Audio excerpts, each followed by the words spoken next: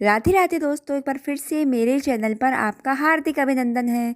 दोस्तों, आज से भादों में का महीना शुरू हो रहा है, तो इसीलिए मैं आज आपको भाद्रपद महीने की कथा सुनाऊंगी। तो चलिए आइए शुरू करते हैं। प्राचीन काल में एक बड़े प्रतापी राजा थे। उनका नाम नल था। उनकी अत्यंत रूपवती पत्नी थी, उसका नाम था दमयंती। राजा प्रजा का पालन मन लगाकर करते थे, अतः वे स्वयं सुखी थे और प्रजा भी पूर्ण सुखी थी। किसी प्रकार का कोई दुख नहीं था। पर किसी शापवश राजा नल विपत्तियों की बाढ़ में बह गए। उन पर इतनी विपत्तियां पड़ी जिनकी कोई गणना नहीं। उनके हाथी खाने में अनेक मदमस्त हाथी थे, जिन्हें चोर चुरा कर ले गए।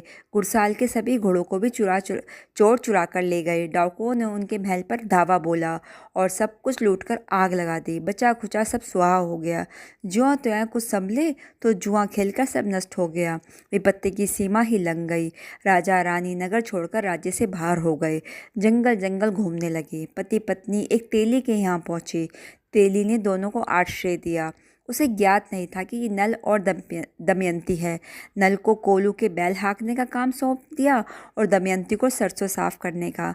राजा रानी ने ये काम कभी किए नहीं थे, अतः उन्हें थकान हो जाती और तेलनी के कड़वे बोलों का शिकार होना पड़ता। राजा अपनी अनेक जान पहचान की जगहों पर भी गया, पर श्राप के कारण हर स्थान पर उनका अपमान हुआ। जंगल घूमते घूमते राजा रानी से बिछुड़ गया, जहाँ तहाँ भटकने लगा। दमयंती जंगल में अकेली रह गई। बेचारी असहाय महिला क्या करे क्या ना करे। अन्य मुसीबतें झेल भी ले, पर पति वियोग की अग्नि से कैसे बचे। एक दिन रानी की भेंट अचानक ही शरभंग ऋषि से हो गई। ऋषि द्वारा पूछने पर दमयंती ने अपनी विपत्ति कथा कह सुनाई। शरभंग जी ने दमयंती से कहा, पुत्री तुम गणेश जी की पूजा अर्चना करो और गणेश चौथ का व्रत करो।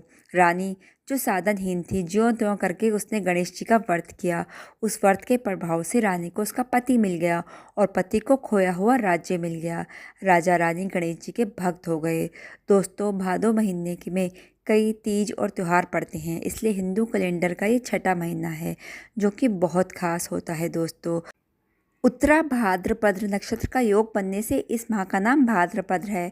यह चतुर्मास के 4 पवित्र महीनों का दूसरा महीना भी है। पवित्र चतुर्मास के अंतर्गत आने से ग्रंथों के अनुसार इस महीने में कुछ खास नियमों का पालन करना बहुत ज़रूरी है। तो चलिए मैं आपको बता देती हूँ इस महीने क्या करना चाहिए और क्या नहीं करना चाहिए। शारीरिक शुद्धि या सुंदरता के लिए संतुलित मात्रा में पंचगव्य दूध, दही, घी, गोमूत्र, गोबर का सेवन करें। वंश वृद्धि के लिए नियमित दूध पिए। पापों के नाश व पुण्य प्राप्ति के लिए एक भूत यानी एक समय बिना मांगा भोजन या सर्वथा उपवास करने का व्रत लें। और आपको किन किन चीज़ों का त्याग करना चाहिए वो भी मैं बता देती हूँ। मधुर स्वर के लिए गुड़ का त्याग करें। लंबी उम्र के लिए पुत्र पौत्र आदि की प्राप्ति के लिए तेल का। सौभाग्य के लिए मीठे तेल का।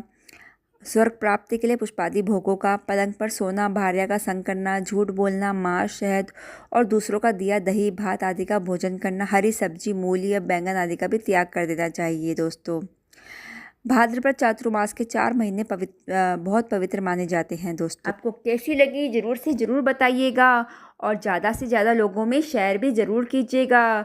श्री हरि, श्री राधे राधे।